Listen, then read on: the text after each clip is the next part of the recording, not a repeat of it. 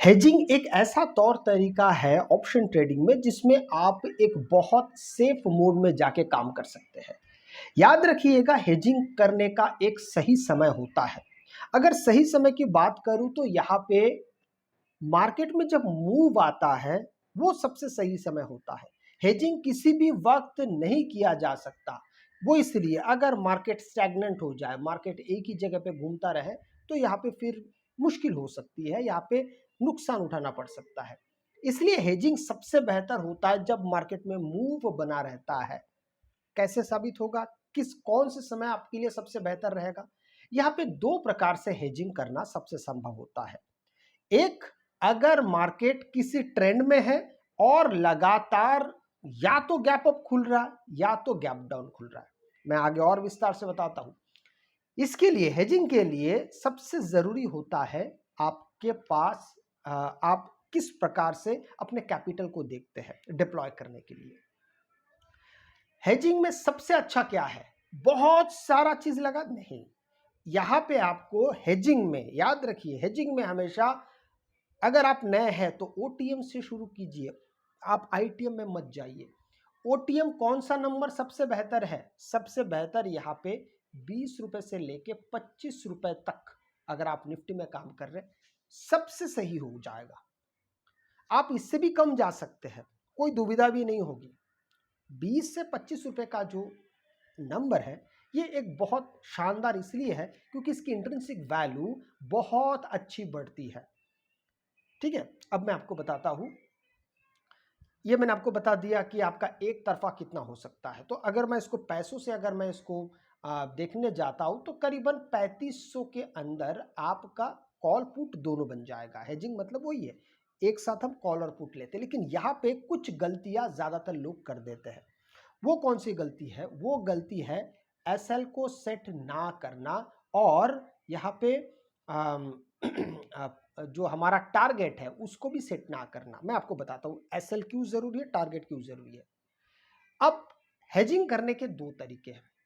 सबसे पहला जो फिलहाल के समय में बहुत शानदार साबित हो सकता है वो ये है कि एंड ऑफ द डे आप 3:30 बजे बजने से पहले आप यहां पर एक कॉल एक पुट ले सकते हैं। क्योंकि अगर आप थोड़ा सा ध्यान से अगर देखते हैं तो मार्केट लगभग कई दिनों से बड़े बड़े गैप डाउन के साथ खुल रहे हैं। कभी गैप अप खुलता है, ज्यादातर मार्केट लगातार गैप डाउन के साथ खुल रहा है, मतलब मार्केट एक ट्रेंड में है। अभी ऐसे सिचुएशन पे कई बार होता है कि आपका जो स्पीड है वो काफी एकदम से बढ़ जाता है क्योंकि मार्केट बड़े गैप डाउन के साथ खुलता है। तो जैसे ही खुलता है तो यहाँ पे आपका एक अच्छा खासा टारगेट पूरा हो सकता है।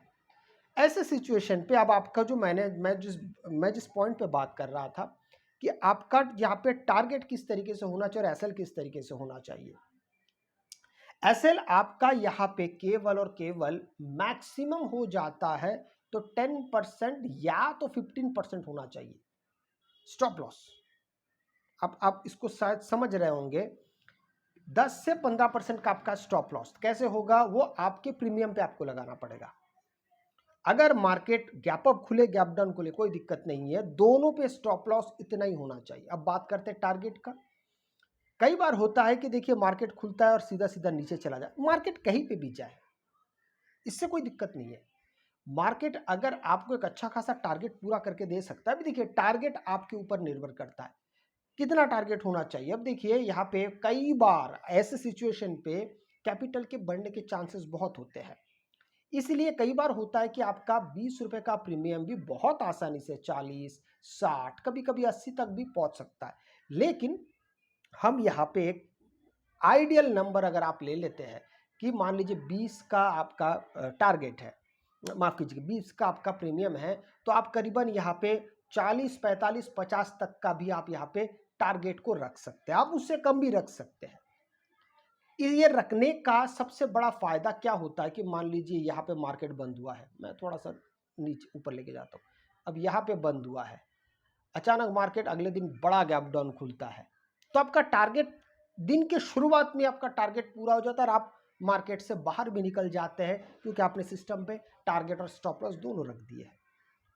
और अगर मान लीजिए कि मार्केट फ्लैट भी ओपन होता है तो भी आपको चिंता नहीं, क्योंकि आपने पहले से ही अपने स्टॉप लॉस सेट कर रखे हैं। तो मूव चूंकि बार बार हर रोज लगातार 4 5 6 दिनों से मूव आ रहा है और बड़े बड़े गैप डाउन के साथ भी मार्केट खुल रहा है, तो संभावना ये हो सकती है। पर हाँ, आपके लिए आपके अंदर वो कैपिटल का जो स्टॉप लॉस है, याद रखिए बिना स्टॉप लॉस के आप उसको प्रैक्टिस मत भी करने जाइए।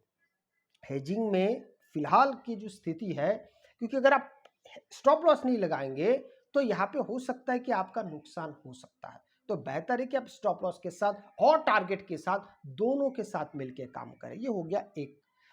दूसरा अब मैं बात करता हूं कि अगर आप दिन के शुरुआत में अगर काम कर रहे हैं तो भी यही होगा, लेकिन यहाँ पे समय आपका होना चाहिए 9:30 का। ये सबसे सही समय है, क्योंकि मार्केट अक्सर उस समय से मार्केट ज़्यादातर रिवर्स होता है। जैसे में अगर आप यहाँ पे देखेंगे तो यहाँ से मार्केट ये पहला 15 मिनट, फिर मार्केट रिवर्स होकर नीचे चला गया। यहाँ पे देखेंगे तो मार्केट पहला 15 मिनट नीचे आया, फिर यहाँ से मार्केट ऊपर चला गया। ज़्यादातर, हर बार की तो मैं बात नहीं करता हूँ, तो मार्केट ज़्यादातर ऐसे ही काम करता है। यहाँ पे भी देखेंगे 9 तारीख का पहला कैंडल नीचे, बाद में सब ऊपर। कुछ कुछ दिन मार्केट फ्लैट भी रहता है, जैसे आप 10 तारीख का देखिए फ्लैट है, 11 तारीख खुला और सीधा मार्केट नीचे। तो ऐसे सिचुएशन पे चीज़ वही है, स्टॉप लॉस और टारगेट दोनों आपको इसी प्रकार से सेट करने हैं। उसके बाद चाहे आप मार्केट को देखें ना देखें कोई फर्क नहीं पड़ता। अगर सिस्टम में लगा हुआ है तो आप ऑटोमेटिक आप मार्केट से बाहर हो जाएंगे। टारगेट हिट होगा तो भी बाहर हो जाएंगे, स्टॉप लॉस हिट होगा तो भी बाहर हो जाएंगे, चिंता करने की बात नहीं है।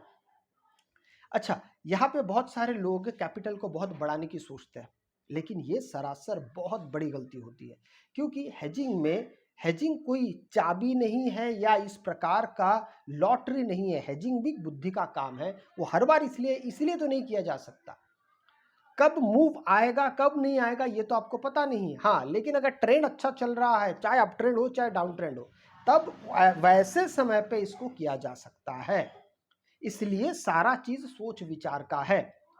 हाँ, इसको एक दिन में एक ही बार करना सबसे ज्यादा बेहतर है। एक दिन में मान लीजिए आपका टारगेट पूरा हो गया, आप सोचेंगे भाई मार्केट का तो मूव आ रहा, चलो दूसरा, नहीं, वो सही नहीं होता।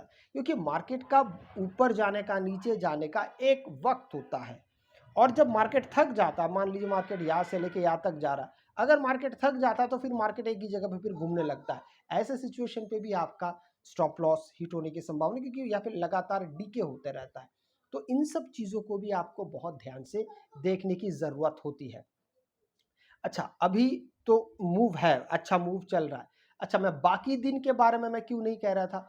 अगर आप इन सब जगह को देखते हैं तो यहाँ पे देखिए मार्केट कितना कूजी हो गया, बिल्कुल छोटे-छोटे जगह पे मार्केट यहाँ पे ट्रेड करने लगता है। तो ऐसे सिचुएशन पे आप बहुत ज़्यादा मार्केट पे यहाँ पे आश्रित नहीं हो पाते। इसलिए ज़्यादातर हेजिंग जो होता है वो ट्रेंड के साथ करना सबसे ज़्यादा बेहतर है। अगर आपको वीडियो अच्छा लगे तो लाइक शेयर सब्सक्राइब जरूर कीजिएगा। आपसे मैं अगले वीडियो में मिलता हूं, तब तक के लिए जय हिंद।